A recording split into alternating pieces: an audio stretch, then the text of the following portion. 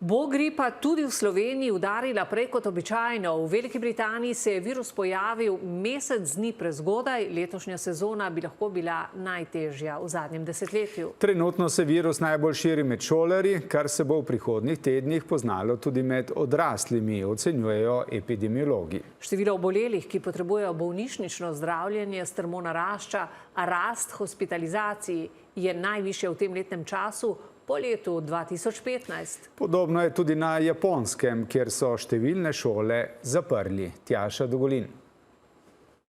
Če se sezona gripe na otoku začenja kar 5 tednov prehitro, je stanje v Sloveniji še pričakovano. Če primerjamo z istim obdobjem lani, je število prijav celo nekoliko nižje. Ko pa gledajo, testirajo laboratorijsko tudi vzorce brisov dihal, vsak teden potrdijo recimo do 6-7 primerov gripe ali influence. Tudi v bolnišnicah je zaenkrat mirno. Je seveda preko praznikov se nabralo nekaj bolnikov z okužbami spodnjih dihal, bolj pljučnice, kot pa da bi šlo tokrat za gripo.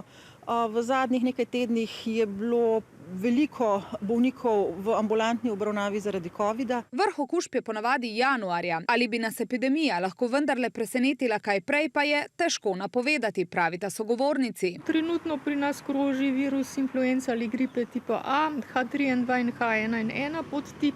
Oba podtipa tipa B še ni, je pa težko napovedati, kolikšne bodo številke in tudi kateri podtip bo prevladoval, če bo sploh prevladoval. Je pa zdaj optimalen čas za cepljenje, ki je brezplačno za vse, poudarjata. Telo rabi približno 7 do 10 dni, da stvori imunost. Imunost potem traja nekje 3 do 4 mesece, zelo dobra, potem pa začne postopoma izvenevati. Ker prepreči vsaj težji potek bolezni, ga posebej priporočajo starejšim kroničnim bolnikom, nosečnicam in otrokom, a precepljenost ostaja prenizka. Po merilih WHO vsaj 60-75%, pri nas je pa tam 10-20%, če je pri starejših. Nekoliko prepozno pa je, ko je epidemija v polnem razmahu, ko je torej verjetnost, da zbolimo tako velika, da nas cepivo ne uspe pravočasno zaščititi. In je zaradi tega pravzaprav potem tisto občutek, sem se cepil, pa sem zbolel.